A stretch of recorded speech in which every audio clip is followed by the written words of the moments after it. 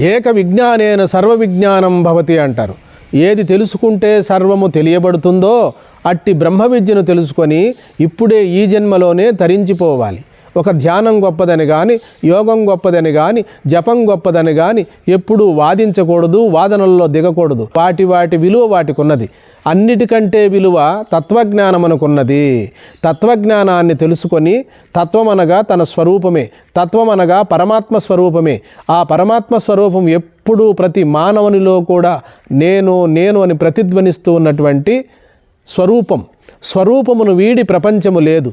స్వరూపము పరమాత్మ అయితే తనకు కనపడే ప్రపంచము నామరూపాత్మకమైన ప్రపంచము ఆభాస. స్వరూపము సామాన్యమైతే తనకు కనపడేటువంటిది విశేషం. ఆ విధముగా మనము ధ్యానము, యోగము, జపము ఇవన్నీ కూడా నేననేటువంటి ఉనికి లేకపోతే ఇవి లేవు, వాటికి ఉనికి లేదు. పరమాత్మ యొక్క ఉనికియే ప్రపంచము యొక్క ఉనికి. బంగారము యొక్క ఉనికియే ఆభరణము యొక్క ఉనికి. జలము యొక్క ఉనికియే తరంగము యొక్క ఉనికి. మన్ను యొక్క ఉనికియే కుండ యొక్క ఉనికి. మన్ను దృష్టితో చూసినట్లయితే కుండ లేనే లేదు.